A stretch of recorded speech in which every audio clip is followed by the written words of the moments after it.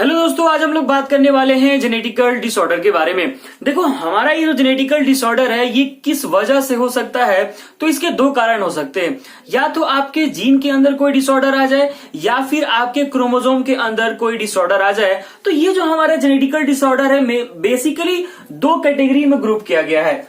जो हमारा genetical disorder है, जेनेटिकल डिसऑर्डर, ये बेसिकली दो ग्रुप में कैटेगराइज किया गया है। पहला ग्रुप है आपका मेंडेलियन डिसऑर्डर और दूसरा ग्रुप है क्रोमोसोमल डिसऑर्डर। पहला क्या है? मेंडेलियन डिसऑर्डर, मेंडेलियन डिसऑर्डर, और दूसरा है आपका क्रोमोसोमल डिसऑर्डर, क्रोमोसोमल डिसऑर्डर। तो डिफरेंस क्या है यार इस मेंडेलियन डिसऑर्डर और क्रोमोसोमल डिसऑर्डर के अंदर? तो ये जो हमारे मेंडेलियन डिसऑर्डर है बेसिकली डिटरमाइन किए जाते हैं कैसे? या तो म्यूटेशन हो गया हो या फिर अल्टरनेशन हो गया हो एक सिंगल जीन के अंदर। तो सिंगल जीन के अंदर कोई डिफेक्ट की बात की जा रही होगी, कोई अल्टरनेशन की बात की जा रही होगी, कोई म्यूटेशन की बात की जा रही होगी, तो हम क्या बोलेंगे कि वो हमारा मेंडेलियन डिसऑर्डर है। तो इस मेंडेलियन डिसऑर्डर में हम क्या लिखेंगे कि डिटरमाइंड बाय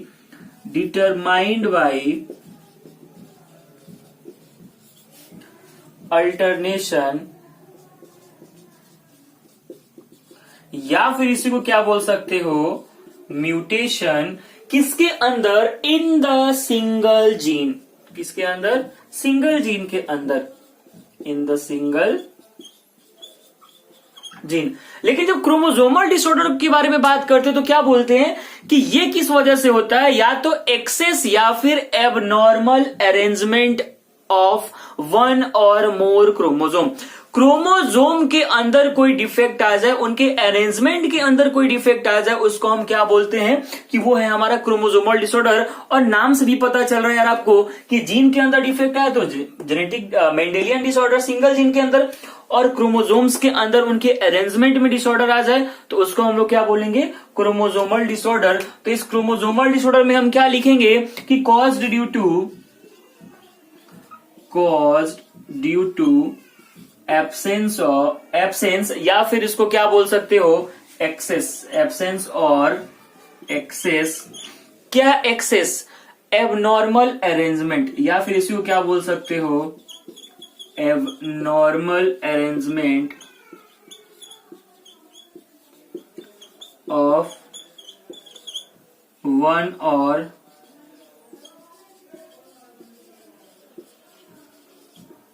और मोर क्रोमोसोम। तो ये हमारा मेंडेलियन डिसऑर्डर और क्रोमोसोमल डिसऑर्डर का डेफिनेशन। एग्जाम्पल की बात करना चाहोगे आप तो मेंडेलियन डिसऑर्डर के एग्जाम्पल्स क्या क्या हो जाएंगे?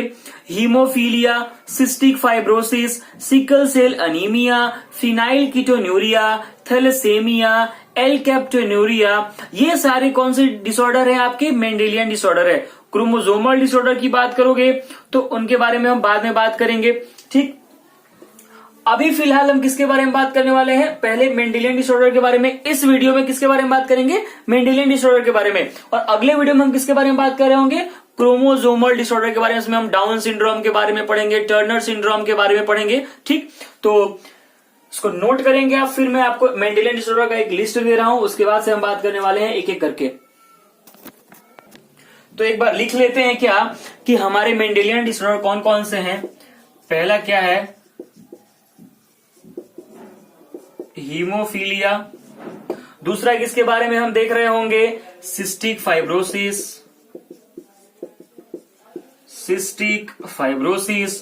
तीसरा देखेंगे sickle cell anaemia, sickle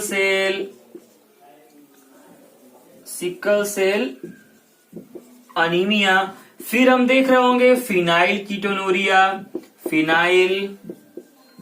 ketonuria.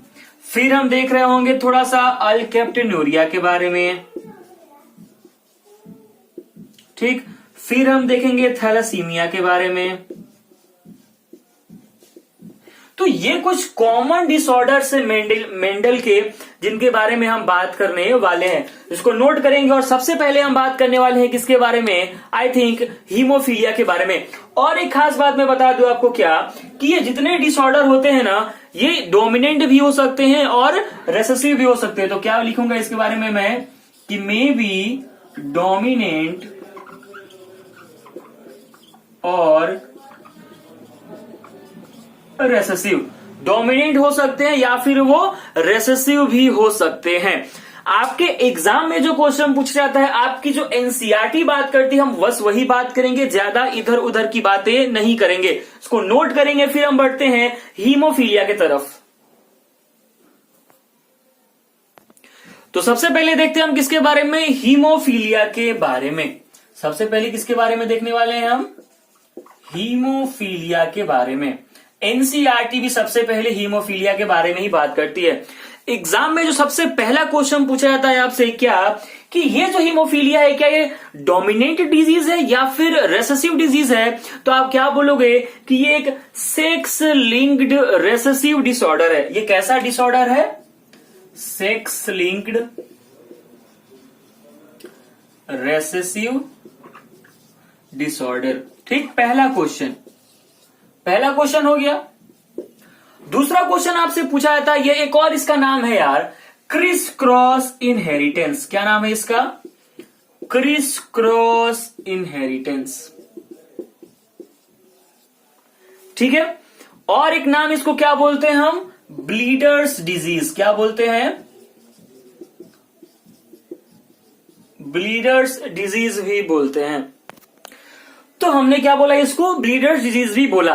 देखो ये एक तरह का इनहेरिटेड जेनेटिक डिसऑर्डर है, ठीक, जो कि हमारे बॉडी में क्या करता है ना, कि ब्लड क्लॉटिंग मैकेनिज्म को अफेक्ट कर देता है। ये क्या करता है कि ब्लड क्लॉटिंग मैकेनिज्म को अफेक्ट कर देता है। तो सबसे पहली बात देखिए, सेक्स लिंक्ड रेसेसिव डिसऑर्डर बोलने का क्या मतलब है, कि ये जो आपका XX और XY है, यही है। तो इसका मतलब क्या है कि ये इनहेरिट हो सकता है, क्योंकि कोई भी चीज इनहेरिट कब होगा, जब वो सेक्स क्रोमोसोम से जुड़ा होगा, और ये हमारा सेक्स क्रोमोसोम से जुड़ा हुआ है। इसका मतलब कि हीमोफीलिया इनहेरिटेबल डिजीज है। तो ये एक इनहेरिटेड जेनेटिक डिसऑर्डर है। कैसा, इनहेरिटेड जेनेटिक डिसऑर्डर।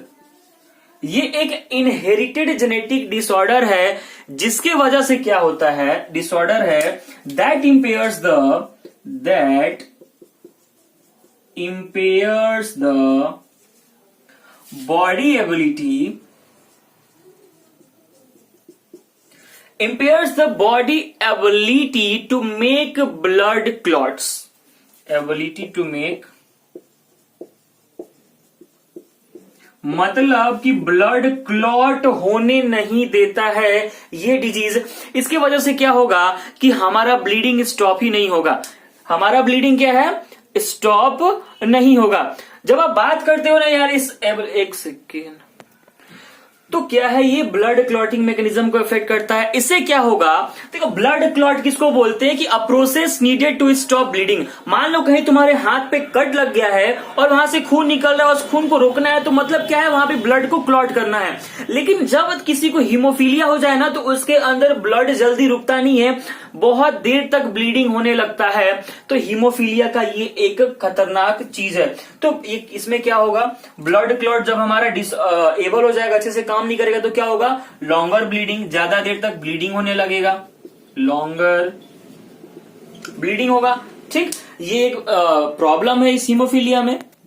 देखो यार, ये तुम्हारा XX है और ये XY है, ये मदर, ये फादर। ठीक, मान लो मदर नॉर्मल है, क्या है, मदर नॉर्मल है, लेकिन फादर अफेक्टेड है, इसको हीमोफीलिया हुआ पड़ा है।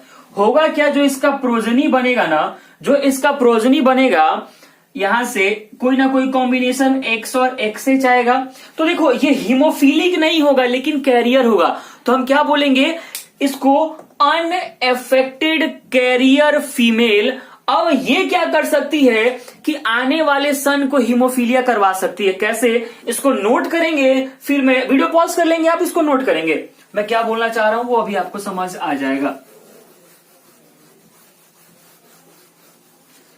मैं ये बोल रहा हूं कि मान लो कि नॉर्मल मदर है और हीमोफिलिक फादर है, ठीक है, एच मतलब हीमोफिलिक, दोनों का क्रॉस जब कराएंगे तो कोई ना कोई एक कॉम्बिनेशन एक्स एक्स एच आएगा। फीमेल, ये फीमेल अफेक्टेड नहीं है लेकिन ये कैरियर होगी, तो इसको हम क्या बोलेंगे, अनएफेक्टेड कैरियर फीमेल। अब ये जब आने वाले जनरेशन में किसी भी मेल के साथ क्रॉस करेगी तो इसका कोई ना कोई कॉम्बिनेशन एक्स एच वाई बनेगा। इसका मतलब क्या है कि अनएफेक्टेड कैरियर फीमेल कैरी कर सकती है हीमोफीलिया किसको, some of the male progeny, female progeny को नहीं होगा। तो इस डिजीज के अंदर एक सिंगल प्रोटीन क्या हो रहा है, डिस्ट्रॉय हो रहा है, किसका, कैस्केड का। कैस्केड किसको बोलते हैं, जब ब्लड क्लॉट का मैकेनिज्म पूरा पढ़ते हैं उसको हम लोग क्या बोलते हैं, कैस्केड बोलते हैं, ठीक है। तो इसके अंदर एक सिंगल प्रोटीन जो है कैस्केड का वो खत्म हो जाता है। अब वो कौन सा हो सकता है, या तो क्लॉटिंग फैक्टर 8 हो सकता है, 7 हो सकता है, या फिर वो क्लॉटिंग फैक्टर 9 हो सकता है। अगर क्लॉटिंग फैक्टर 1 का अमाउंट कम हो जाता है तो उसको हीमोफीलिया ए बोलते हैं। अगर क्लॉटिंग फैक्टर 9 का अमाउंट कम हो जाता है तो उसको हम लोग हीमोफीलिया बी बोलते हैं, ठीक है। तो ये बात जरूर याद रखना यार कि unaffected carrier female to some of the male progeny. Unaffected, मैं बार बार बोल रहा हूं, अनएफेक्टेड कैरियर फीमेल आने वाले मेल प्रोजेनी के अंदर हीमोफीलिया करा सकती है। मतलब कि heterozygous female for haemophilia may transmit disease to sons. मां से बेटे के अंदर हीमोफीलिया हो सकता है लेकिन मां से बेटी के अंदर हीमोफीलिया नहीं हो सकता है, लेकिन बेटी कैरियर हो सकती है उसके आने वाले जनरेशन के लिए। मैं फिर से बोल रहा हूं कि अगर मम्मी को हीमोफीलिया बीमारी है तो उसके बेटे को हीमोफीलिया हो सकता है, लेकिन मम्मी से बेटी को हीमोफीलिया नहीं होगा, लेकिन बेटी कैरियर हो जाएगी उसके आने वाले जनरेशन के लिए। तो इस बात को आपको ध्यान में रखना है, ठीक। और मैं यहां पे थोड़ा आपको डिस्क्राइब कर दूं हीमोफीलिया ए और हीमोफीलिया बी के बारे में। देखो, हीमोफीलिया ए किसको बोलेंगे, हीमोफीलिया ए किसको बोलेंगे और हीमोफीलिया बी किसको बोलेंगे। वैसा हीमोफीलिया जहां पे क्लॉटिंग फैक्टर 8 का लेवल कम हो जाए, low level of clotting factor, low level of clotting factor 7। और हीमोफीलिया बी किसको बोलेंगे, low level of clotting factor 9, low level of clotting factor 9, ठीक। तो यही क्वेश्चन आपसे बस हीमोफीलिया से पूछे जाते हैं। एक और क्वेश्चन हीमोफीलिया से आपको क्या पूछा जाता है, क्रॉस पूछा जाता है कि अनएफेक्टेड फादर है, कैरियर मदर है, तो उससे आने वाले में क्या होगा, अनएफेक्टेड मदर है, अफेक्टेड फादर है, तो उसमें क्या होगा, तो मैं आपको करके वो दिखाता हूं, ठीक है। मैं आपको 2 क्रॉस करके दिखाता हूं। पहला क्रॉस मैं किसके किसके बीच में करा रहा हूं, पहला क्रॉस है मेरा अनएफेक्टेड फादर और कैरियर मदर। पहला मेरा कौन सा है, अनएफेक्टेड फादर का क्रॉस मैं करा रहा हूं कैरियर मदर के साथ, कैरियर मदर के साथ। और दूसरा क्रॉस मैं करा रहा हूं किसका, दूसरा करा रहा हूं मैं अफेक्टेड फादर का क्रॉस करा रहा हूं मैं अनएफेक्टेड मदर से, अनएफेक्टेड मदर से। चलो, हमने इसको क्या लिखा, अनएफेक्टेड को एक्स वाई, और हमने कैरियर को क्या लिखा, एक्स एच और एक्स, ठीक है। अनएफेक्टेड फादर है तो अफेक्टेड फादर है तो एक्स एच और वाई, और अनएफेक्टेड मदर है मतलब एक्स एक्स, ठीक। यहां तक सब ठीक है। चलो क्रॉस कराते हैं। अगर तुम क्रॉस कराओगे तो कोई कॉम्बिनेशन 4 बनेगा। कैसा कैसा कॉम्बिनेशन बनेगा इसको क्रॉस कराओगे तो, X Y X X, X Y X X, क्या बनेगा, X X X Y X X X Y, ठीक। लेकिन ये हीमोफीलिया वाला भी तो आएगा, तो एक क्या बनेगा तुम्हारा एक्स एच, ये कैरियर हो रही है, ठीक, एक्स एच। तो यहां पे तुम्हें क्या पता चल रहा है कि ये एक कैरियर डॉटर है। सीडी का मतलब क्या है, कैरियर डॉटर, और एक क्या पता चल रहा है तुमको कि ये हमारा अनएफेक्टेड सन है, हमारा अनएफेक्टेड सन है, ठीक। और ये हमारा क्या मालूम चल रहा है कि ये हमारा अफेक्टेड सन है, एएस मतलब अफेक्टेड। तुम क्रॉस करा के देखोगे ना तो एक एक्स वाई के साथ ये एच वाला आएगा और एक एक्स के साथ ये एक्स एच वाला आएगा। तो यहां से तुम्हें क्या पता चला कि जब अनएफेक्टेड फादर है और कैरियर मदर है तो तुम्हारा सन जो है वो अफेक्टेड हो रहा है। मतलब कि मम्मी अगर कैरियर है तो आने वाला बेटा अफेक्टेड होगा, लेकिन अगर फादर अनअफेक्टेड है तो बेटी भी अनअफेक्टेड होगी, ठीक है, समझ आया।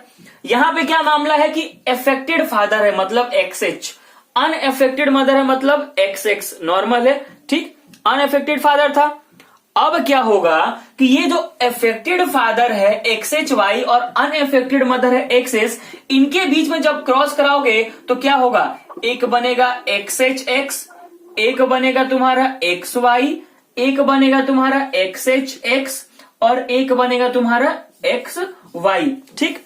तो यहां से तुम्हें क्या पता चल रहा है यार, यहां से तुम्हें यह पता चल रहा है कि यहां पर भी सारे के सारे अफेक्टेड नहीं है। यहां पे एक अनअफेक्टेड सन भी है, यहां पे एक कैरियर डॉटर भी है, ठीक है, यहां पे भी एक अनअफेक्टेड सन है, ठीक, और यहां पे भी एक कैरियर डॉटर है, ठीक है। तो कैरियर डॉटर दोनों हो गए, ये भी कैरियर डॉटर है, ये भी कैरियर डॉटर है, और सन जो दोनों है क्या है, नॉर्मल है। तो इससे क्या मालूम चल रहा है कि मदर अगर कैरियर नहीं है तो दोनों बेटे क्या है, नॉर्मल है। तो मैं यही आपको समझाना चाह रहा हूं कि अगर मम्मी जी को है, मम्मी जी को हीमोफीलिया नहीं है लेकिन मम्मी जी कैरियर है तो आने वाले बच्चे को हीमोफीलिया हो सकता है, ठीक। और ये जो सेक्स क्रोमोसोम जितने सारे हैं किसका खेल है, एक्स क्रोमोसोम का, किसका खेल है, एक्स क्रोमोसोम का, किसका, एक्स क्रोमोसोम का खेल है, ठीक है। क्योंकि सारा देखो ना, वाई से कोई इफेक्शन है, वाई पे हमने एच कहीं लिखा, वाई से लेना देना ही नहीं है, इसका लेना देना किससे है, एक्स क्रोमोसोम से। तो हीमोफीलिया का लेना देना किससे है, आपके एक्स क्रोमोसोम से, ठीक है। तो इसको नोट करेंगे, यही सारी बातें थे किसके बारे में, आपके हीमोफीलिया के बारे में। अब हम बात करने वाले हैं सिकल सेल अनीमिया के बारे में। किसके बारे में, नया डिजीज हमारा sickle cell anaemia, sickle cell anaemia, ठीक। सिकल सेल एनीमिया को मैं एक वर्ड में बोलूं ना तो ये एक जेनेटिक डिजीज है, किसका, हमारे रेड ब्लड सेल्स का। सिंपल सा बोलूं तो क्या है, जेनेटिक डिजीज ऑफ किसका, आरबीसीज, रेड ब्लड सेल्स का ये एक जेनेटिक डिजीज है। फिर नेक्स्ट क्वेश्चन आपसे क्या पूछा जाता है कि ये कैसा डिसऑर्डर है, क्या ये सेक्स लिंक्ड डिसऑर्डर है, तो नहीं, ये ऑटोसोम लिंक्ड रेसेसिव डिसऑर्डर है, ये डोमिनेंट नहीं है, ये कैसा है, रेसेसिव है। तो ये कैसा डिजीज है आपका, not a sex linked, it is a autosomal disease. तो क्या है ये, ऑटोसोम, क्या है ये, ऑटोसोम लिंक्ड रेसेसिव डिसऑर्डर, ठीक है, ऑटोसोम लिंक्ड रेसेसिव डिसऑर्डर। फिर बात करें हम, क्या ये ट्रांसमिट हो सकता है, तो बिल्कुल हो सकता है, ये ट्रांसमिट हो सकता है पेरेंट्स से, किसके अंदर, ऑफ स्प्रिंग के अंदर। कब, जब दोनों पार्टनर कैरियर होंगे। मैं फिर बोल रहा हूं कि सिकल सेल अनीमिया पेरेंट से ऑफ स्प्रिंग में कब ट्रांसमिट होगा, जब दोनों पेरेंट क्या होंगे, कैरियर होंगे उस जीन के लिए, मतलब हेटेरोजाइगस होंगे। और ये डिजीज कंट्रोल होता है किससे, एक सिंगल पेयर ऑफ जीन से, जिसको हम क्या नाम दे रहे होते हैं यार, HBA और HBS, HBA और क्या बोल देते हैं, HBS, ठीक है, ऐसे नेम दे देते हैं। तो ये सिंगल पेयर ऑफ जीन से रेगुलेट होता है, किससे, ये भी याद रखना है, सिंगल पेयर ऑफ जीन से ये क्या हो रहा होता है, रेगुलेट हो रहा होता है। देखो नॉर्मली जो हमारा आरबीसी है ना वो डिस्क शेप का होता है, नॉर्मली हमारा आरबीसी कैसा होता है, डिस्क शेप का होता है। और उससे फायदा क्या है उसको ना, कि वो फ्लेक्सिबिलिटी रहता है ब्लड वेसल्स के अंदर से पास करने के लिए, क्योंकि हर एक ब्लड वेसल्स एक डायमीटर का तो नहीं है यार। कोई ब्लड वेसल बहुत ज्यादा नैरो है कि कोई ब्लड वेसल क्या है, वाइडर है। तो इस आरबीसी को ब्लड वेसल्स के थ्रू ही जाना है। तो आरबीसी का डिस्क शेप होने के वजह से उसको फ्लेक्सिबिलिटी रहती है किधर, ब्लड वेसल्स के अंदर मूव करना, ठीक। लेकिन इस सिकल सेल अनीमिया होने की वजह से उसका शेप कैसा हो जाता है, क्रिसेंट शेप हो जाता है, जो कि हंसुआ जो होता है ना सिकल, वैसा दिखता है। इसीलिए इस डिजीज को नाम क्या दिया गया, सिकल सेल अनीमिया। और इसके वजह से, इसका सिकल शेप हो जाने की वजह से आरबीसी को ब्लड वेसल्स के अंदर जाने में बहुत ज्यादा दिक्कत होती है, हार्ड हो जाता है, कहीं कहीं पे वो चिपक जाता है। और उसके वजह से क्या है, हमारे बॉडी के अंदर अच्छे से ब्लड का डिफ्यूजन नहीं हो रहा होता है। तो यार देखो, ये सब तो बात है कि सिकल सेल अनीमिया हो गया, आखिर हुआ क्यों, ये डिजीज हुआ क्यों। तो ये डिजीज इसलिए हुआ क्योंकि ग्लूटामिक एसिड रिप्लेस कर दिया गया किससे, वलाइन से। किसके अंदर, हीमोग्लोबिन के अंदर, कहां पे, 6th पोजीशन पे। तो तुमसे कोई पूछे कि सिकल सेल अनीमिया का कॉज का कारण क्या है, तो तुम क्या बोलोगे कि this defect is caused by the substitution of glutamic acid by valine at the 6th position of the beta globin chain of haemoglobin. Question यही पूछा जाता है। वीडियो पॉज करके इसको नोट करेंगे और वो मैं लाइन लिखने वाला हूं।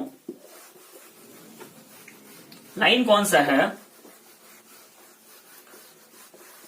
लाइन ये है कि defect is caused by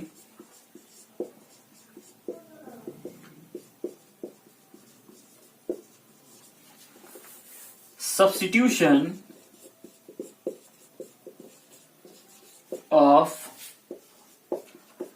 glutamic acid by valine at the 6th position of beta globin chain of, beta globin chain बोलो, या फिर उसी को तुम सिंपल वे में क्या बोल सकते हो कि beta chain of the haemoglobin, beta globin chain of haemoglobin, ठीक है। तो ये सब्स्टिट्यूशन हो गया, ठीक। देखो, बीटा ग्लोबिन के अंदर जो सब्स्टिट्यूशन हो रहा है ना, एग्जाम में क्वेश्चन पूछ सकता है कैसा सब्स्टिट्यूशन है, तो तुम क्या बोलोगे, सिंगल बेस सब्स्टिट्यूशन। मैं उसको भी लिख दे रहा हूं कि ये जो बीटा ग्लोबिन के अंदर सब्स्टिट्यूशन हो रहा है, ये कैसा सब्स्टिट्यूशन है, तो तुम क्या आंसर दोगे, single base substitution, single base substitution है। और बेसिकली क्या हो रहा होता है ना, इसको अगर तुम कोडोन के फॉर्म में लिखो तो GAG, ये क्या हो जाता है, GUG, रिप्लेस हो जाता है, गाग के जगह गुग हो जाता है, गाग के जगह क्या हो जाता है, गुग हो जाता है। तो ये बात है किसके बारे में यार, सिकल सेल अनीमिया के बारे में, ठीक है। नोट करेंगे, फिर हम बात करते हैं किसके बारे में, फिनाइल कीटोन्यूरिया के बारे में, जो उससे क्वेश्चन पूछे जाते हैं। अब हम बात करने वाले हैं फिनाइल कीटोन्यूरिया के बारे में। तो यहां पे भी सबसे पहला क्वेश्चन वही होगा कि कैसा डिजीज है, क्या ये सेक्स लिंक डिसऑर्डर है या फिर ऑटोजोमल है। तो ये भी एक ऑटोजोमल रिसेसिव डिजीज है। कैसा है, ऑटोजोमल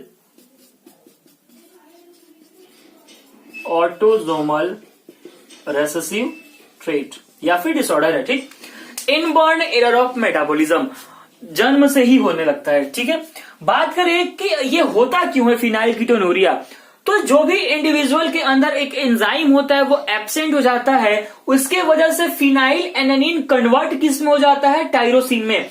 अब वो कौन सा एंजाइम एब्सेंट होता है जिसकी वजह से ये फिनाइल एलानिन टायरोसिन में कन्वर्ट होता है, तो वो है फिनाइल एलानिन हाइड्रोक्सिलेज। ये क्वेश्चन पूछा जाता है, ठीक। और इस एंजाइम के एब्सेंट होने की वजह से उसके अंदर फिनाइल एलानिन कन्वर्ट हो जाता है, किसके अंदर, टायरोसिन के अंदर। अब इस एंजाइम के कमी की वजह से जो लेवल है फिनाइल एलानिन का हमारे ब्लड में क्या है, बढ़ जाता है। क्योंकि जो कन्वर्ट कर रहा था फिनाइल एलानिन को टायरोसिन में, वो फिनाइल एलानिन हाइड्रोक्सिलेज तो एब्सेंट है। तो इसका मतलब क्या है कि हमारे ब्लड के अंदर इस फिनाइल एलानिन का लेवल बढ़ जाएगा, और जैसे ही इस फिनाइल एलानिन का लेवल हमारे ब्लड में बढ़ जाएगा, वो कन्वर्ट हो जाता है किसके अंदर, एसिड के अंदर। इसका नाम क्या है, फिनाइल पार्विक एसिड। और वो एसिड क्या करता है कि हमारे ब्रेन सेल्स को डिस्ट्रॉय कर देता है, और उसकी वजह से ही हमें क्या हो जाता है, मेंटल रिटार्डेशन इसके वजह से ही होता है। क्या हो जाता है, मेंटल रिटार्डेशन। ठीक है, मैंने इस फिनाइल कीटोनूरिया में बस जो एनसीईआरटी के पॉइंट्स है उसको ही लिया है, नोट करेंगे, इससे बाहर से क्वेश्चन आपसे नहीं पूछा जाएगा।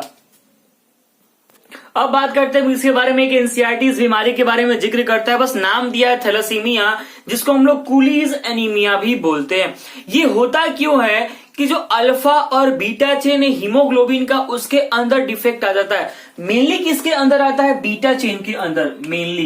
मेनली किसके अंदर आता है, बीटा चेन के अंदर डिफेक्ट रहता है, उसकी वजह से क्या हो जाता है, हमें थैलेसीमिया। एग्जाम में बस यही क्वेश्चन पूछता है। एक और क्वेश्चन जो पूछ सकता है आपसे वो क्या, कि ये जो पेशेंट होते हैं क्लिनिकली एनेमिक होते हैं, तो इसका मतलब क्या है कि इनके अंदर ब्लड ट्रांसफ्यूजन बहुत ज्यादा करना पड़ेगा, तो need massive amount of blood transfusion.